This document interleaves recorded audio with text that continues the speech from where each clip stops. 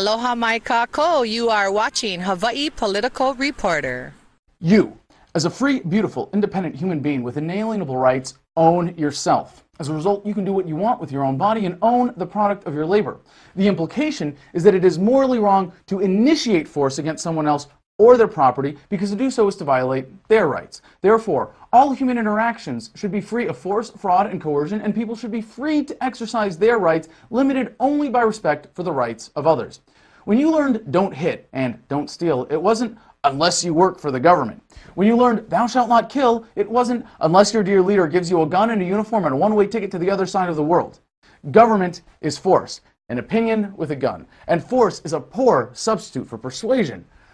Governments frighten us into thinking we need them, but with knowledge, philosophy, and technology, we are empowering ourselves and each other to have the courage to move past the paradigm of statism and restrain government to only moral uses of force, at least until we replace it with the cooperative, free market solutions that will soon render it obsolete. Aloha mai kako, you are watching Hawaii Political Reporter. The motto for Hawaii is, the life of the land is preserved in righteousness. Now, let's just take, for example, growing food. The ancient Hawaiian way was they would have altars, hay put in their fields to their amakua, in this case, the Lono, okay, the god of the harvest, the god of food. And they were very aware how important growing food from the Aina was, that without food they couldn't live. There's a whole story behind that. I'm not going to go into that. But when you go into a papaya farm in Lower Puna, you will not see a heiau. You will not see anybody honoring the land. As a matter of fact, today's Sunday, you'll see them working their tail off for 12 hours a day. So I really am an environmentalist. I care about the farming. I want good farming jobs of growing organic, natural food. And my degrees in biology and chiropractic are really concerned with nature. The study of biology is the study of life. Study of chiropractic literally means of things naturally healed. Okay? So you have a good background, and that is very important, and I admit to it myself. Almost everything he said is exactly my interest. I have a lot of people I deal with, and I'm in the alternative energy business, and I have a lot of farmers for customers. I too believe in organic. I'm not absolutely exclusive in some areas. I think there can be some supplementation, biochar and other things, but I definitely think that's important. And also I think you realize, and this is one of the key questions, I guess we can segue a little bit into questions and then come back to governing philosophy. Alex Karp from Island Harvest Organics, this is, like I said, last moment, this interview, but we did get a couple questions, and I asked people if they wanted to have some questions. Sure. And he said, and I think you've probably gone over this ad infinitum, but not everybody has seen you, so let's do it again. Go ahead. Your stance on GMO. Oh boy, my stance on GMO. Up until 1996, we did not have GMO on the state of Hawaii. At that point in time, there was a turning point. Governor Cayetano had made promises to the small farmers. He was going to give them funding.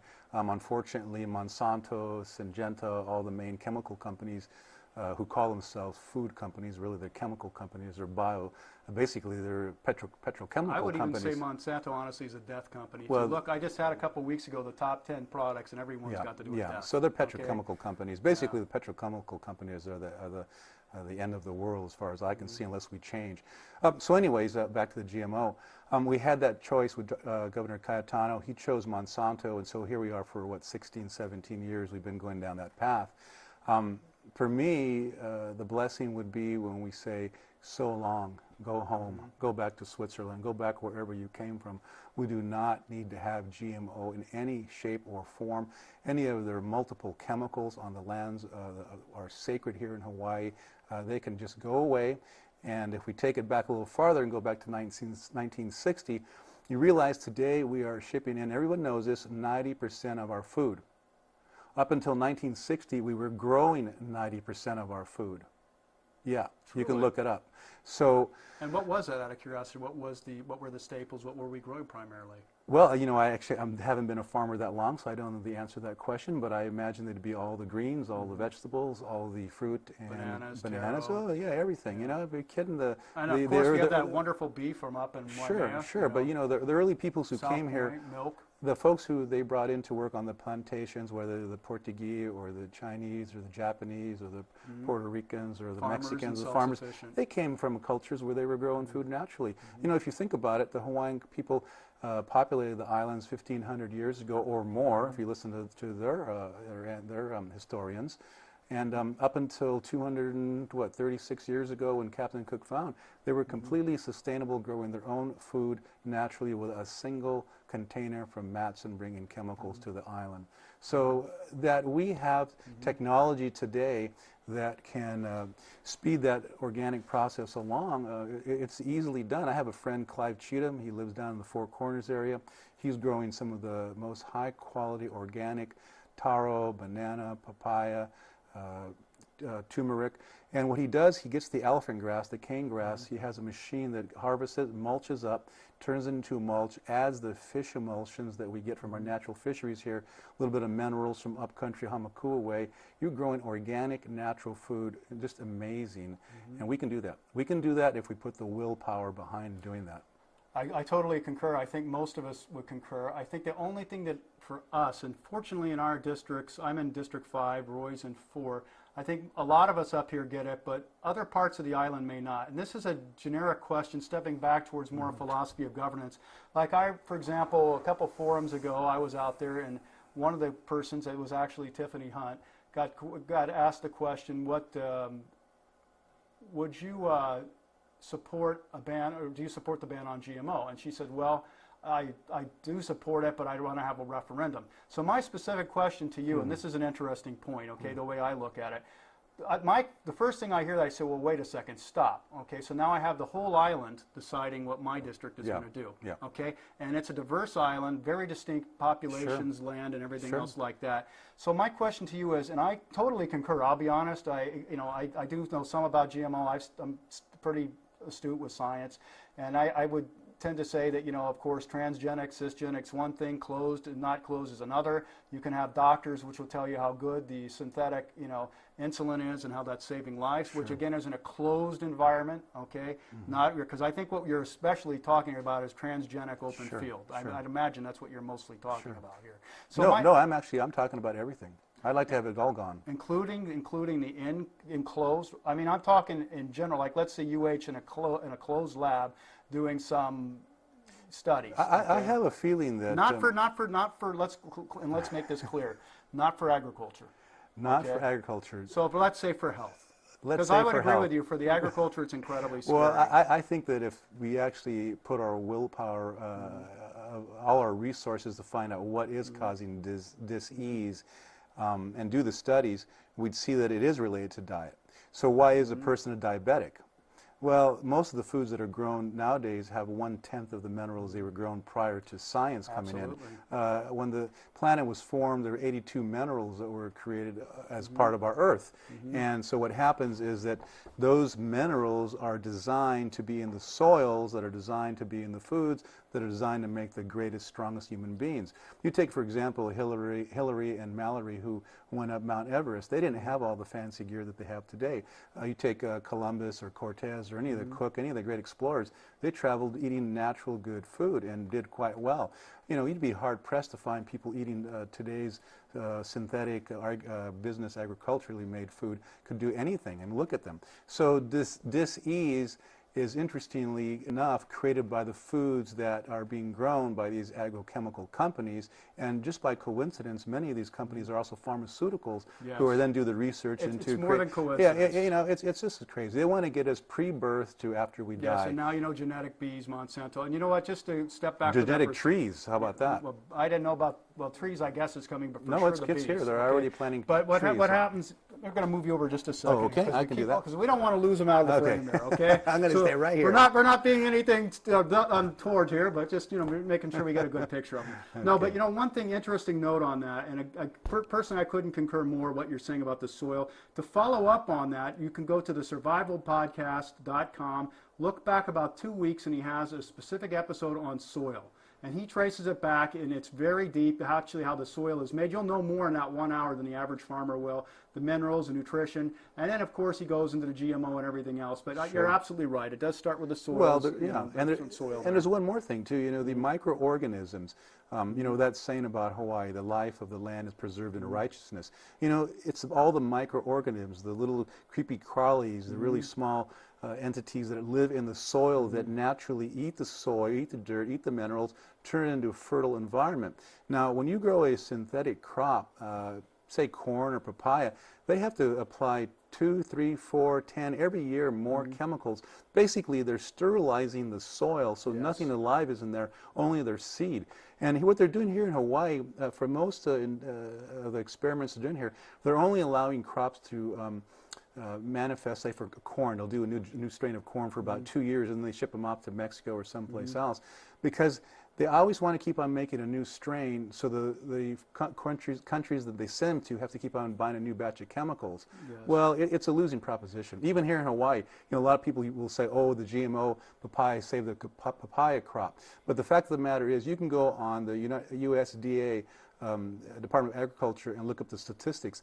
In 1996, it was the first year they had the GMO crop, and they made $20 million were brought in that year.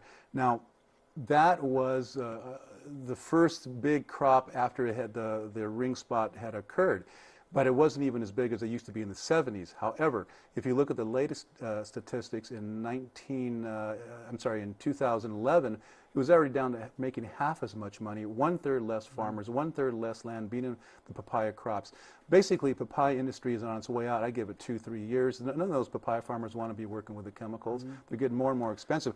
Just one last thing, the papaya, saving the papaya, that little line that they keep on using is a smoke screen for all the other 1,000 open air labs that they had here last year. So it's really a smoke screen. They did not save anything, and they certainly aren't providing for food security that we need here in Hawaii. Yeah, and they're not providing for overall environment and development that will enhance our economy. Yeah. It's actually extractive, which is always the model, extractive, truthfully. Extractive and control. And I tell you, Roy, you're preaching to the choir here. That people who know my show watch, okay? And you know, I'm on this too, okay, in general. I might disagree somewhat in lab things, synthetics, for medicinal purposes directly, but the food, perhaps, I totally concur. One last thing to close that, and it's not that I don't want to stay on it for an hour, because we have so many other things that are important too. Keep going. Is this, though. Okay, so you're saying that. I haven't followed it, but I do know generally that they do tend to decrease, the GMOs, okay? It's a one-shot miracle. Also, you could look up, for example, with cotton now, the super weeds that follow and everything else. So there's a decreasing yield, and again, it's an extractive, essentially, element coming from outside the economy. But my question is this, okay, taking slightly the devil's advocate here. So I'm a papaya farmer. I've been farming that, okay? Do I have an alternative now, okay? Is there a natural, and I don't know, educate me, Daddy, so to speak, okay? How many people out there are growing non-GMO papayas, and is there a strong non-GMO alternative for us in our districts? Well, what I would say is that we need to sit down. Everybody sit down. Natural, organic farmers, papaya farmers. I was speaking with the past president of the Papaya Farmer Organization just a few days ago. He says, we didn't really want it. They forced us on it. So we need to sit down and talk story. Now, a crop to replace papayas, you know, President Obama signed a bill about 3 months ago, I think it was in April, that he made legal for the first time since 1937 the growing of hemp in the United States of America.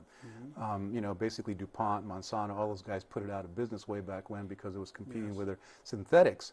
So we presently have a experimental crop being grown under the guidance of University of Hawaii at Manoa on, believe it or not, on Hickam Air Force Base. So you're asking about a crop to grow, industrial hemp, about 1,000 uses for it. I'm sold on that too. Wait, but let me tell you, I spoke to the gentleman who was the manager at the Kau biodiesel plant. He says, bring me all the hemp you want. Could you imagine hemp shirts made in Hawaii, and what people would be so happy to have those? Hemp oil, hemp fuel, hemp food. I mean, this is, give me a break. Come on, hemp. You know what we should do, really, and I really hope we can do this. You and I, and we got to get about 4 or 5 other people. We need to do an hour just on hemp in Hawaii. We need to do that because it really does need to happen. You know, a lot of people are so concerned about the potential of the quote-unquote drug, and just go along with Roy. He didn't say it explicitly. I'm going to say it explicitly.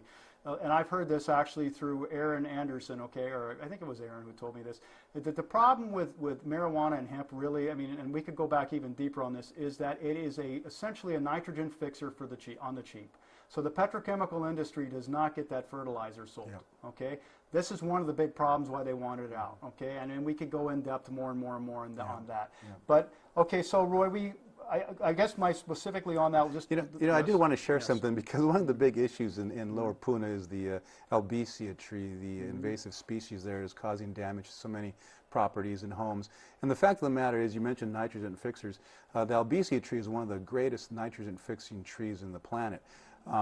If we could get the motivation in the county to create a win-win situation where we're harvesting the albicea tree, creating a mulching situation going there, laying it on the soils that I love it. I just can't believe it. This, you know what? I can't believe it. I really can't, because we're talking win-win here instead of this stupid. Okay, go ahead. And you lay the mulch out on where the papaya farms are. You remediate the soil. You add that chicken manure. You add the fish manure. Good use of government. And at the same time, you create incentives. There's presently, you got the little fire ant issue.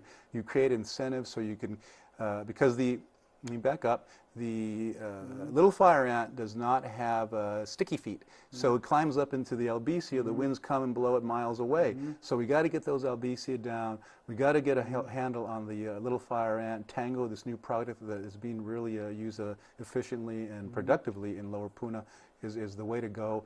And I think we can push them back. You got to educate. You got to initiate. You got to get people in there.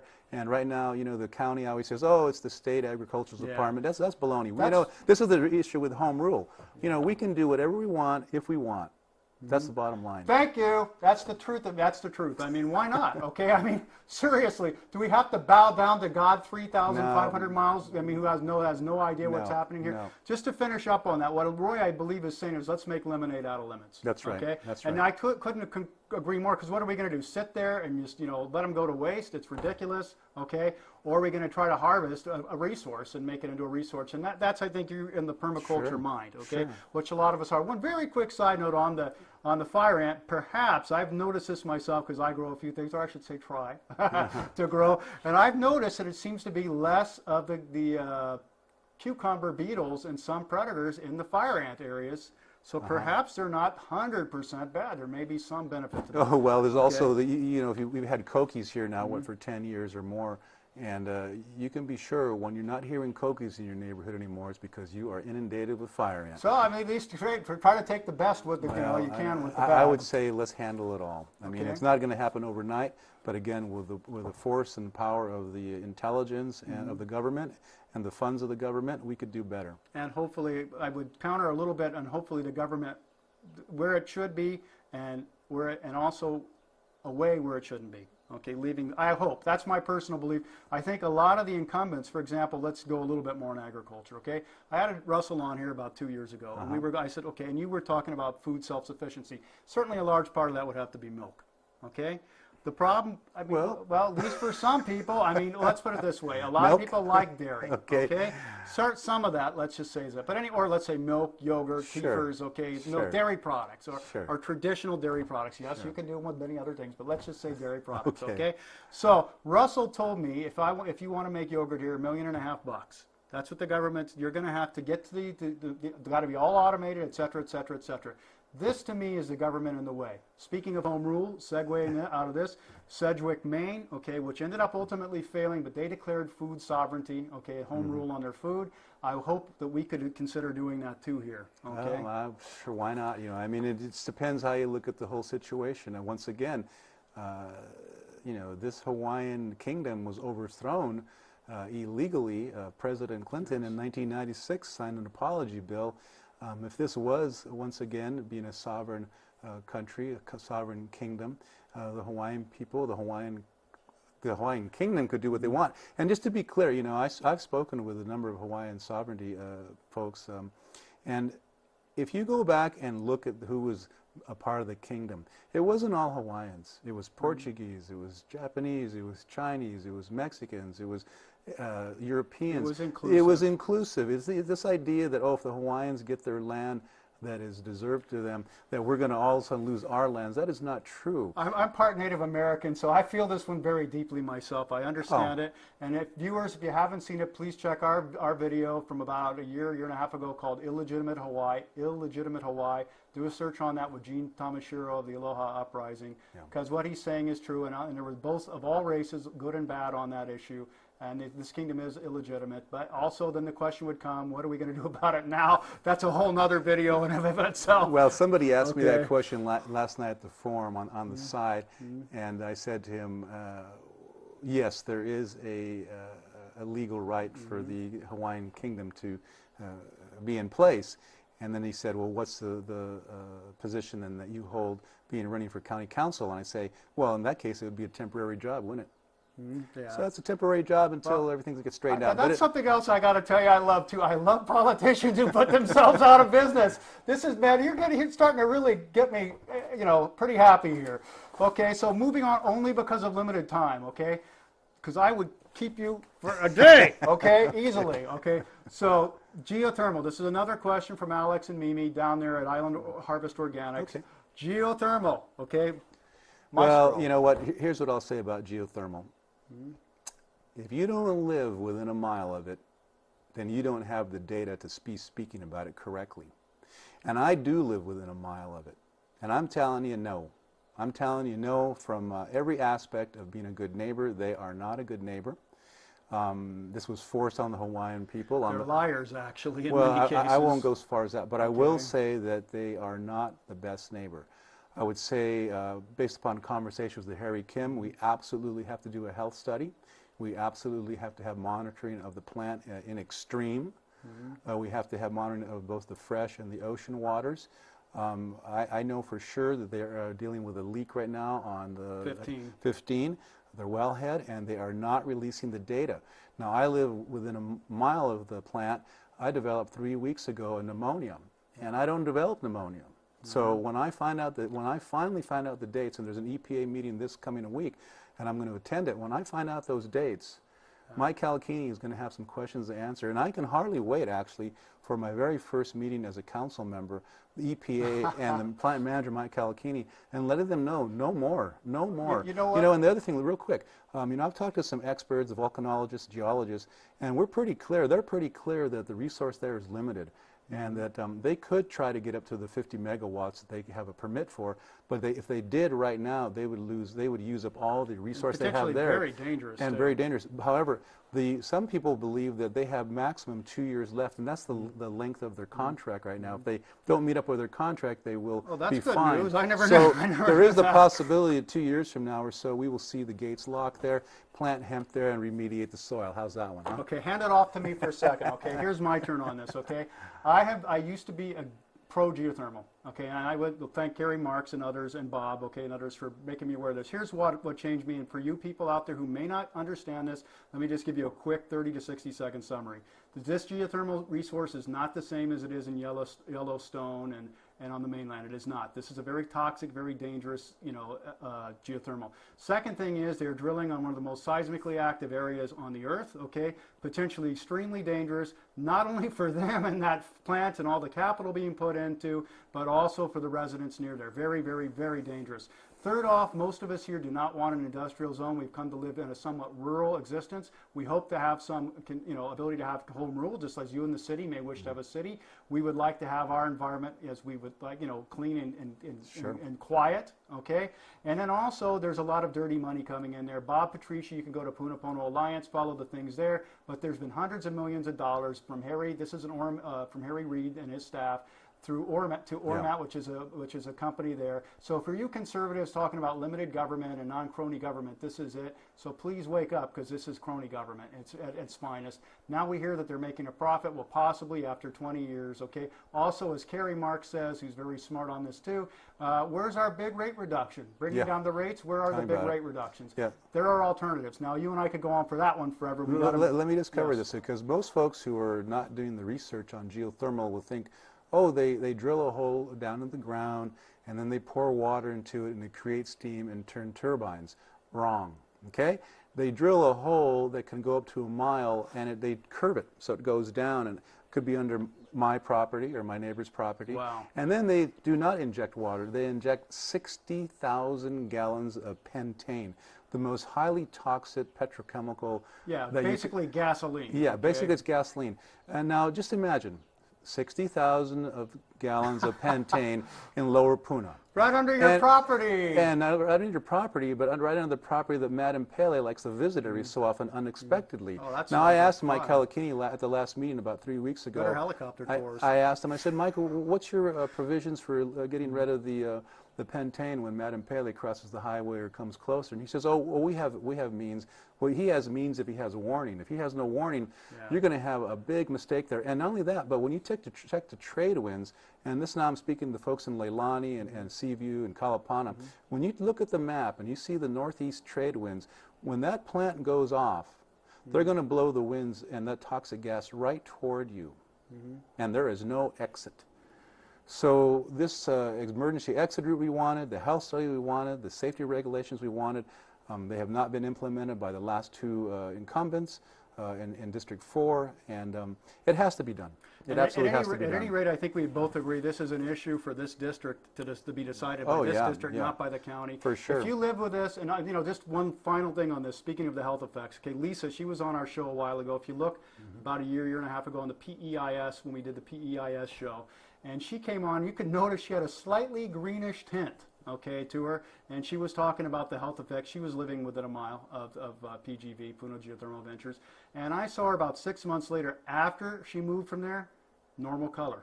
Okay, so I mean, not every human being is going to be affected the same. Okay, but that's just a true testimonial. You could talk to her yourself, Lisa. Okay, so moving on now. One thing that came up last time. Okay, and this is a question now from Dylan. You know him, Dylan. Dylan. I forget his last name, but Dylan. Okay. Any rate, you know him. You worked at Puno some. You guys have worked there together, and we had. In the last debate, or a couple debates ago, there was a question, and we did have one thing that really concerned us on one of your answers, and that was regarding the grubbing and basically the drones and the satellite technology being put over there. No drones. Okay. No drones. However, if you look at the, okay, here we go. Here we go. 1978, the state of Hawaii turns over a real property tax to the counties, Kauai, Oahu, Maui, and Big Island, Hawaii. And so for 36 years, they turned the real property tax over to the counties with no oversight. Okay. Meaning that for 36 years, the counties have regulated their own property tax. Well, in 2011, the Hawaii County auditor realized that challenges were in the mix there, and something needed to be done. So she invited the International Association of Assessing Officers. It's the gold standard group who go into municipalities all across the country, all across the world, look at their real property tax code and say this is what needs to be done to help you generate revenue so you can run your counties at optimal level of possibilities, okay? So they came up with 40 recommendations, 21 directly to the county council to implement in 2012 of March, and the 19 for the finance director to implement. Now, at this moment in time, none of them have been implemented. One of the suggestions is to get new tools on how to see what's out there. And GPS, Google Maps is the way. Drones, absolutely not. However, I see no reason why folks should not pay their fair share, particularly these rules that are in place right now are aimed to allow the large landowners, the large corporations, incredible tax breaks. I mean, I've heard of properties that are in real value worth multi-millions paying less than $50,000, assessed at less than $50,000. So to answer your question, I'm absolutely against drones. However, I am for the technology that is required to generate revenue so that all the communities can have the infrastructure, the services, the parks, the recreation, everything they really want. You cannot have something without paying for it. Okay, you have a clear answer and straightforward, so that's good. Now, this is one where we're going to probably go head-to-head on this one a little bit, okay? Now, let me counter that with some. Now, I hear what you're saying, okay, and you're trying to do the good governance, okay? The problem is, and in theory, I would 100% agree with you, okay, where, you know, you're going to be trying to bring in the big guys. But in practice, typically the powerful and the rich don't end up paying, and they're going to get You're darn exempted right. out. Okay? You're darn right. So what's I going to agree. happen, okay, is everybody out there with a little marijuana field, okay, or everybody with an illegal shack, okay, because I can tell you this, I already know, okay, for the building code, and this is where we get into the Sure. building code, okay. Sure. You're opening Pandora's box, and I believe that it will only be used against those who are most vulnerable and least able to defend themselves. Also, one other thing, Roy, now listen to me on this, Good point. okay, on the building department here, okay. I know for a fact, because I fought very much, as I would believe, okay, are you for sustainable building and equal technology? I'd have to believe. Yes, I am, of okay. course. So if you really understand and study a lot of it, we have tremendous overkill on this island. For example, do you know we are set on an 850-year return period for hurricanes, okay, for our building code structure. So in other words, we're building for an 850-year event, okay? Yeah. And it's such BS anyways, because the danger in the hurricanes, and I could go on to this for an hour, Sure. is mostly from the trees and the loose Excuse debris. me. It's not the homes, okay, in general. Okay. So what's your question? So my specific point on this is, and I hope you'll reconsider this, okay, relating to the building code, they can now actually just issue a ticket. Okay, so let's say they got their little Google Earth thing, Yes. supposedly to a Okay. illegal shack there. Okay, now this is somebody. A lot of these people come out here. Let's face it. Okay, they're on retirement. Okay, they're not Okay. doing that well. They're struggling. Okay, they can't meet the ridiculous onerous standards, and sometimes now you've rounded up a whole bunch of minnows. Okay, and that's who they're going to go after. So I think that's a legitimate concern for a lot of people. Can you temper that? Now, one thing I would suggest to you, because I've been thinking about this a little too. Okay, on a conservation land, perhaps I can really see your point if you feel that something's going off there, okay? And I can definitely see your point, okay, in some cases, if there's a gross, especially reported gross negligence perhaps, okay? And I would just ask you, would you possibly reconsider or nuance that, okay, so it would protect, okay? And remember, you and I probably don't want to go and bust, like right now, Roger Christie, okay? I mean, if you heard the story, I don't know if you know, like from Russell, okay, basically he was denied visits from his wife, he was denied light, okay, he was denied prayer. But your question is about It's specifically about using the drones and satellite technology. You said drones, no, so satellite technology, I would call it invasive technology to police and control, okay, through the property taxes and the general conditions on a person's land. Well, I think what we'd have to do is take a deep look at it. Okay. And you know, of those 40 recommendations, the technology of the Google Maps satellite imagery was only one of them. Yeah, okay. And, you know, the other 39 were more like how to access these rules to change so that they were more fair. There was more parity. Okay. Well, then maybe perhaps, especially hoping and assuming you get past the primary, maybe we should go into more depth on that. Sure. One other thing I'd like to point out to you and the viewers, Carrie Marks, I think, has a pretty good answer on this. In fact, she was on 2 weeks ago on here, and I think one of the simple things, okay, that she says, okay, is just simply get off your ass, excuse my language, that's not what she said, I'm paraphrasing, but have somebody go out on the site and look. Okay, now you can't go invade it, okay, but she's talking about, so maybe, yes, maybe some of the things that are existing, they're going to continue to exist. But when there's a new application for a permit, go out there, look, smell, see. Yeah. Okay? Well, the problem, once again, is because of those 40 recommendations that have not been implemented, we don't have the funds to have enough assessors to go out there.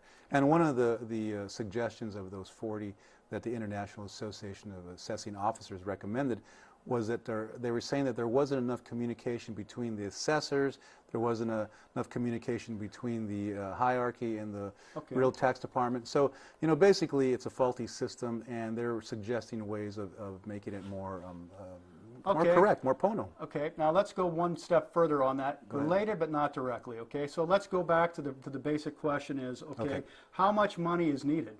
Okay, for example, I don't know my rough calculation, and I didn't do it in depth. You know, Kenoi and this last thing cost us each person here $2,000. Okay, on this island with these latest bond issue.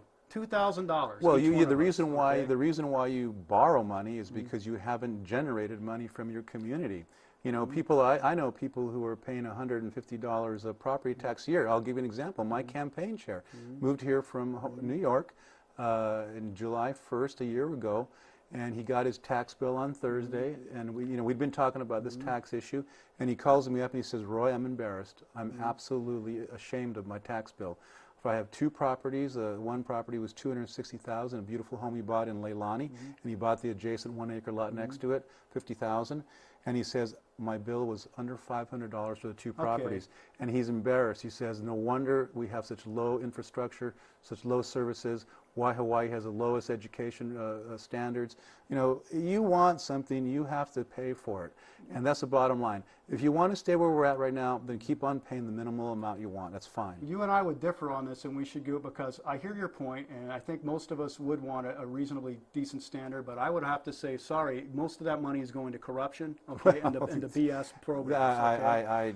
I will not argue with you on that. So, I mean, now this is a good point. And that is a challenge. And I won't argue with you either because I hear what you're saying, and I think this is one that maybe we should do this on HPR. This is a program that really deserves some serious attention to look at it because each one of us, on average, if you break that budget down, I believe it's about, again, $2,000 per year on average. Yeah. No, not even on the bonds. That we are, each person on average is paying $2,000 a year for this government. Yeah. Sorry, now the value's not there. Okay? Well, you know, I have this idealistic. Okay? This is my idealistic version of Hawaii County government. 9 districts and a mayor. That each of the council members are the chief of their district. Oh, and the mayor would be the king of that island, and that we actually, each one of us care about our district the best we can do for our district. So you're talking real home rule. And we actually can get together in council, all 9 of us, and talk story. You know, the sunshine laws are very important for backroom deals. However, the sunshine laws actually prevent real conversation about how to solve the solutions of Hawaii Island throughout all Hawaii. So I don't know how to solve that because you can understand the corruption that takes place in back doors, but it's essential that leaders of a community get together, speak to each other on what's the best way to solve those issues, and then present them to the mayor and have them implemented, because we all care about Hawaii. We all care about our people. We all care about our districts. And the way it's presently happening, it's not Pono. Well, you know, one thing on that, and I got to tell you, I'm really enjoying this interview because we keep bringing up more topics. And, you know, I think with anybody with any truly thinking, okay, I mean, the more you get into this, the more you realize you need to know, okay? Yeah. But one thing I really would suggest here, that besides that being another potential topic of the actual way to do that, okay, is that obviously you're being open, okay? And, you know, also I have to say it, I mean, it's rare and nice to say somebody who's thinking and evolving, because I think that's a large part of what you're going to be dealing with. I mean, my question to you is simply this, okay, in the end, okay, who, okay, rules in your district? Is it going to be you or the majority of your people's will? Okay? Or how would you go about that? What's your philosophy you know, of government? Thanks for asking that question. You know, I have the present incumbent right now will often say, I speak to everybody before I make a decision. I don't believe that at all. I think his circle of humanity is very small. I specifically asked him how he made the decision on the GMO to vote against Margaret Willie's bill. And he said, well, I spoke to the scientists at the university and I spoke to the papaya farmers, and based upon that research, I decided to vote against the geothermal, the bioengineering bill. So that's 2 groups of people. Okay, now here's the deal. I've been a chiropractor for 36 years, 25 in Hawaii, 11 here in Puna, in Pahoa. We have treated over 2,500 patients, and often we get to know their spouses and their children. So I've probably spoken to over 5,000, 6,000, 7,000 people. Now in Puna, that's a large population. Yes, that is. That's a very significant part. And if you were to ask most of them, especially with their contacts, and if you were to ask most of them, they'd say, Doc Lozano is a really good guy. So you want to know who I'm going to ask before I decide to make any decision? The people I already know. Okay. I have extensive connections in many different groups of people in Puna, whether it be farmers, solar engineers, holistic healers, seniors who sit at home who are waiting for a place to share their energy, young people who are disadvantaged, you name it. I've spoken to every. When you put a shingle out, you meet every single person in Puna, and my wife and I have meted them You're in with... contact and you have a life experience way beyond, you know, in practical terms. Yes. Certainly the incumbent, okay, and the, you know, other people. I mean, you have that, and that's important, and there's no doubt. So to clarify, so let's say, for example, this is Gregor. We know what the public testimony was. We know what the testimony that came in. We know what the general feeling there was. Sure. Okay, so it's obvious he did not do what the wishes of his district were. No, no, Okay? absolutely not. So my question to you would then maybe, however, and this is another question we could get into if we have time, about what would be your governing base: natural law, the Constitution, okay, or what? Okay, basically, what would be the philosophy of governance? And the specific question was: is it basically going to be your constituents or you who's going to make the decision ultimately? Yes, we know it's basically, are you a vessel through which your constituents make their decisions ultimately, or are you ultimately making the decision? So if in that vein, okay, what would be your guiding principle? Is it natural law? Is it the Constitution? Okay, is it the overwhelming, let's say, hue and cry through the council testimony and through your, you know, meeting of people, of your constituents? How are you going to make your decisions ultimately for us? Well, as you I would say that it's the people's voice, that I am trying to articulate a voice that has not been heard for a long time. I was at the Pohoa Main Street annual meeting about 3 months ago, and Mark Henshaw, who's a very prominent leader in the town there, he made a comment. He says, I understand that we have the most PhDs and master's degrees in Lower Puna. Whether that's true or not, I don't know. But there are some pretty bright minds there.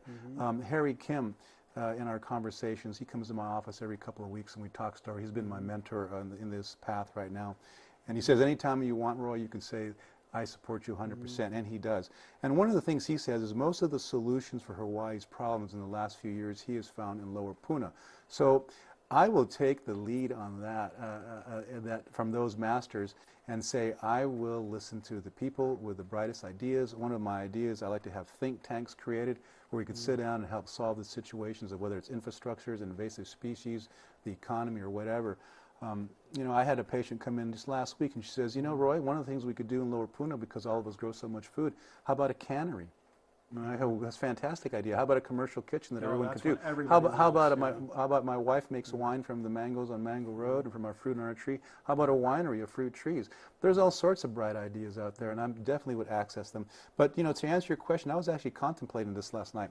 You know, a lot of folks don't know we didn't start out with 500,000 million laws and regulations. We started out with 2. It was called common law, and it was basically this: do not harm your property of your neighbor, and do not harm your neighbor. Yeah. 2 basic rules. Now, geothermal, are they harming their neighbors? You're darn right. Yes, they so are. They're out. GMO, are they harming their neighbors? They are. They're out. Simple as that. It's really basic. See, how would I govern? Common law. Common sense, it's actually more like. Yeah, I think most of us would pretty much concur with that, and if and when we ever have the time again, we should go more in depth on that, but I think you have a pretty clear answer there. And so the only thing, just to solidify that, okay, so let's assume, okay, that something you personally believe in, and I would expect you and hope, because I believe you're a bright man and you're in touch with a lot of people, to advocate for certain things and to try to bring up the enlightenment and awareness if you think it's the case. But let's assume that district didn't want it, okay? So are you gonna, just to put this clearly, let's hear it, are you gonna vote for what the district would want in that case over even what you were trying to do? Assuming it's would I go against what the people of District 4? Would you go against what you were trying? Let's say you were championing a cause and it wasn't popular. Okay. Okay. The people didn't want it. You tried to educate it. You tried to do everything. So assuming it was within the law that you gave of those 2, assuming that it's within the law of that 2, are you going to vote the people's will? Okay, even against your desire. I will go with the people's will. There's the bottom line. I mean, there's a number of issues that are in Lower Puna that are going to be just like that. You try to talk to the folks who want to pave Beach Road, government main road, Beach Road, or those who don't, and boy, I'll tell you, that is one hot topic. I think mediation needs to come in there. And in all fairness, this is very tough. It's very tough to try to keep people happy and to know exactly what the pulse is, okay? I mean, I have people making up stories that I want to pave it. I have other people saying, that is not my place to make a decision for the people who live there. We have the rare, okay, time when we have someone like this, okay, and I think there's one follow-up question to that. Please tell it right to the camera, okay, and keep this in mind when you're voting, okay? So, Roy, okay, obviously you've just told us ultimately what your governing philosophy for your votes is going to be, ultimately. Yes. Okay, and can you tell us, okay, are there any substantial outside interests or substantial outside interests in money reflecting you, or are you truly here to serve the people, okay, and to do their will? Please answer the camera, okay? If you go on my government campaign spending site as of June 30th, when we had to finish our reporting, there was $6,000. However, of that that had come in, 2,000 of that was what we call donations. For instance, someone donated a $600 bike, but at a fundraiser it sold for $100. So, you know, we really didn't generate $6,000. We generated about $4,000. And other than two friends of mine from the men's organization I'm a part of, those are two $500 checks. And other than that, most of the contributions have been $100 or less. I have no corporate, the corporates have no interest in me. So Monsanto hasn't sent you a big check, no, okay? Ormat hasn't promised you big lucrative, deals. No, okay? I'm a little frightened that after the primary, should I be lucky enough to win the primary, that they'll come after me then, and we're going to have to watch who puts the donations in. But I have no desire to be in conversation with these international corporations who don't really seem to care about this piece of land called Hawaii. They don't even allow the kind of things they're doing here in Hawaii in their own countries. They're using us as ground zero. What I like to do is get them to spend some money in remediating our islands, and that's the only thing I want to have to do with them. Well, that's our cheerleader, so anyway, okay. We're good. So dogs are good. So you've heard from Roy directly, okay, the two basic fundamental laws where he looks, okay, so that's, I mean, I think something that most of us can relate to, okay, basically harm those who do no harm to others, okay, that's essentially what it is. Well, in my practice, we call what we do as a golden rule practice. Do unto others as you would have others do unto you. For instance, we don't do cluster booking. You know, when you go to a doctor's office and you have a 10 o'clock appointment and so do 10 other people, we don't do that. You have a 10 o'clock appointment, you get that 10 o'clock appointment. You're late 15 minutes, we don't have the other person behind you wait 15 minutes. It's a golden rule practice. So we live a golden rule life. My wife and I and my my two grown-up sons, you know, we've lived the whole life that way. I'm not going to change it when I enter the office. Matter of fact, I hope to have influence in helping others see that that's a good way to be. And I certainly hope you can stay honest, because once the power does get there, some people are affected. But I think you have a great thing going for you, too, and that is you have a career. Yeah. You have a situation. I was talking about this with David David Ige and others. Yeah. And, you know, that's important, okay, that you do have a backup so you don't have to sell yourself. I do not. I don't need this job. You're not a professional politician who has to stay there, okay? And out of curiosity, do you have a plan of tenure? I mean, how long do you anticipate being there? I mean, I know that would probably change, because I'm sure if you're, and Roy, I can tell you, I really believe you're a man for the community.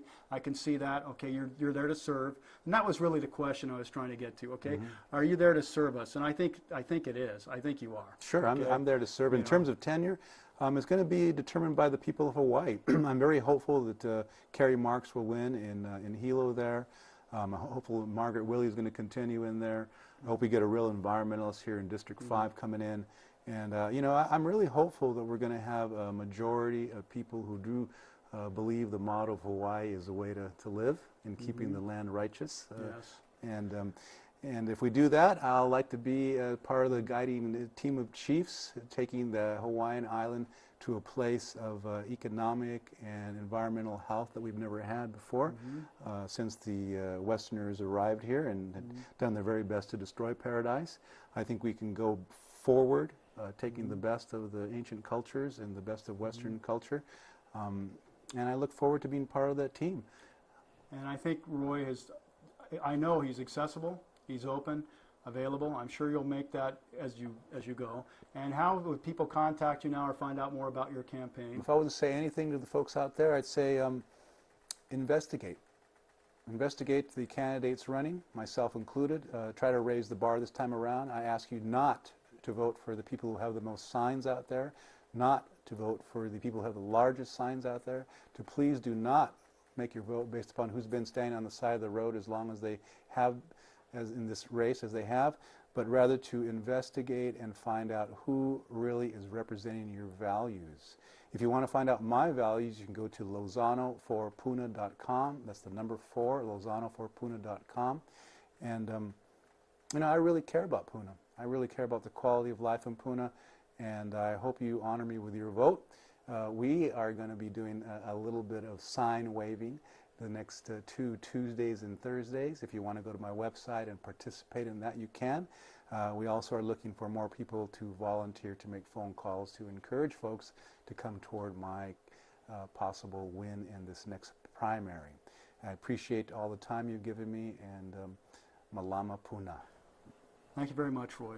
Thank you. Very refreshing. I greatly appreciate it. And most importantly, I think what I try to do here is bring the people, especially those who are not sold out, okay, and overfunded, the alternative voice, those who don't always get as much of a chance, really to serve the people. And I really feel like you're one of those people. I feel that you're open and you'll listen, okay, and I think evolve as you should, because, I mean, that's the process. We all learn from everybody daily, you know. So thank you much, brother. Thank you. And good luck with everything. Yeah, I hope to be a voice for Puna and do my very best, that's for sure. And we hope to have you back here as we go on, and, you know, and maybe develop some of these more in depth, because we did touch upon a lot of interesting subjects. Yeah. So good night, everybody. Aloha. The Dow Jones Industrial Average of the New York Stock Exchange broke 17,000 for the first time this morning. This, despite a warning on Sunday from the BIS, the Bank for International Settlements, the central bank of central bankers, that despite aggressive and painful austerity measures by governments in advanced economies, debt levels are higher than ever before and still rising. BIS General Manager Jamie Karuna warned that higher debt translates into greater financial fragility and financial cycles that may become increasingly disruptive. According to the Financial Times story on the BIS report, euphoric capital markets are out of step with financial reality. In other words, this debt-based economic system is going off a cliff. It's just like a heroin addict. They can't stop because the system will die without more and more debt, and yet more and more debt is for sure going to collapse the system. The central bank of central banks is trying to warn the world about surging stock prices, but the world isn't listening. I could not be covering a more important issue than the one we're about to break down. It's now not denied that we're going into a global financial incremental implosion. But undoubtedly, it's clear that the orchestrated economic collapse is being accelerated. And it's crystal clear that on the ashes of this global world system, a highly autocratic, authoritarian technocracy is being established, in the words of the Bilderberg Group, the Davos Group, the EU, you name it. Europe is the model, where they appoint the leaders of Italy and Greece, where they have banker bailouts, where they grab 44% out of your bank account and pay it to billionaires who the government has signed on to their derivatives, bailing them out. This is neo-feudalism. This is economic slavery, my friends, on steroids.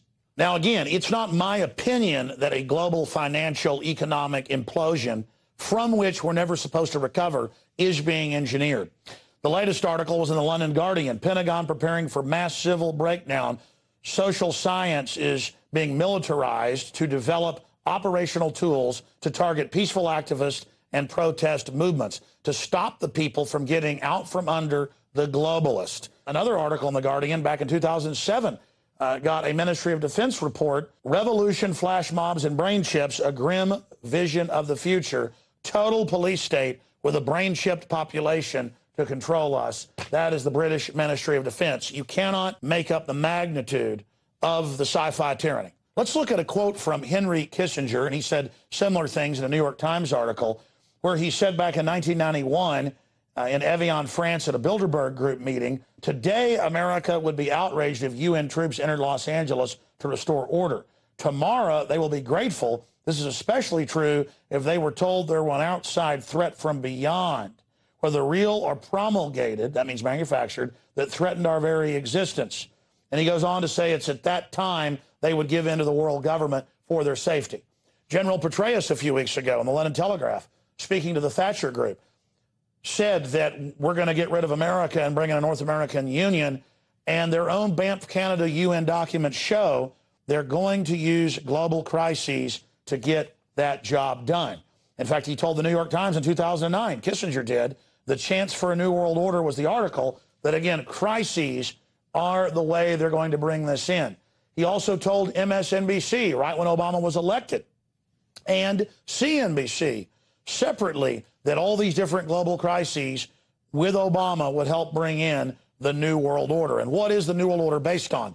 Cloward and Piven, a sociology program of the Democrats, published in The Nation magazine back in '66, is just one plan under the larger Agenda 21, again, to bankrupt you and to force you to be dependent on the state and the chicken feed they hand out. Very, very similar to the systems they've used in communist countries to control populations. And under austerity, over and over and over again, things just get worse and worse. And you're not paying off your own national debt. Your country sign on to the derivatives, to the too big to fail, trillions of dollars per nation in many cases, tens of trillions in our case, and then you're a debtor to the very people that you bailed out.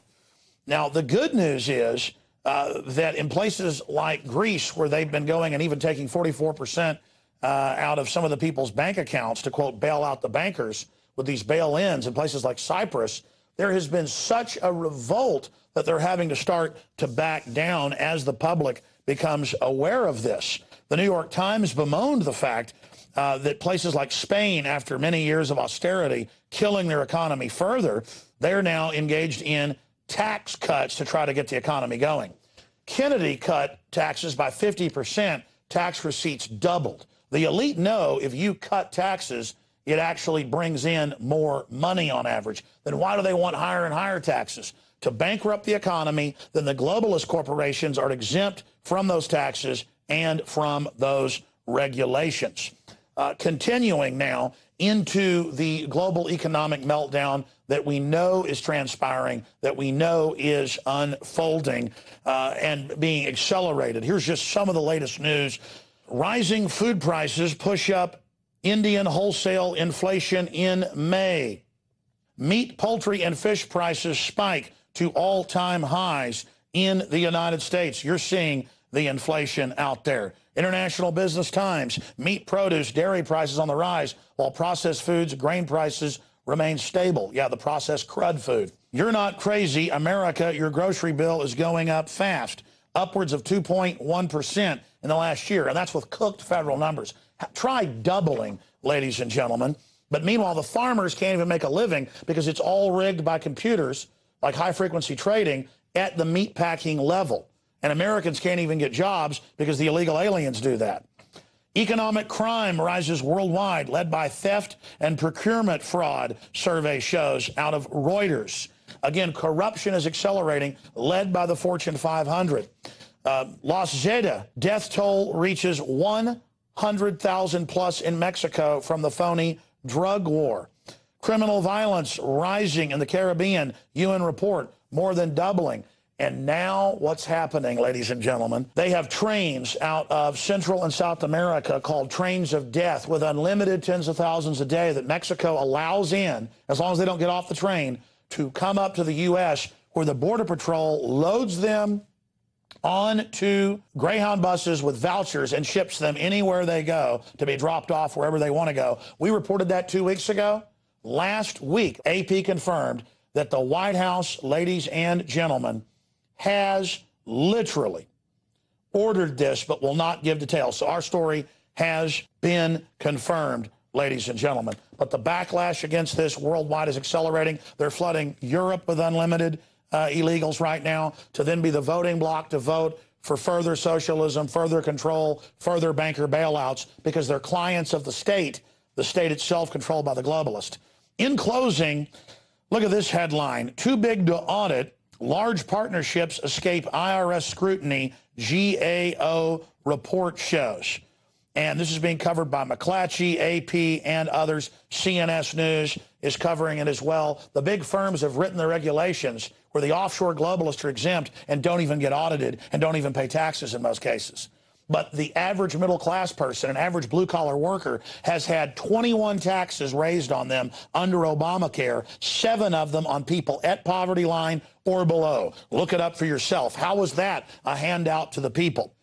Again, even the New York Times admits everything's rigged. Even Rolling Stone admits everything's rigged. But who is it rigged by? That's the key here. The global collapse is here. If millions of illegals are able to come in the next year off these trains, tens of millions more will come. It will collapse the border. It will be a crisis. And under Rex 84 declassified, they have a plan to bring in martial law to fix the problem they've created. This is the signal to implode the borders, bring in the North American Union, as General Petraeus treasonously said a few weeks ago. You either wake up, speak out, and get involved, or you will lose everything in the meltdown. They will take your bank accounts. They will take your pension funds in the name of stabilizing the system. It's all being prepared. He can see you lying in your eyes. Bye-bye-bye. You know can hide from Judge Jesus Christ. Hallelujah. No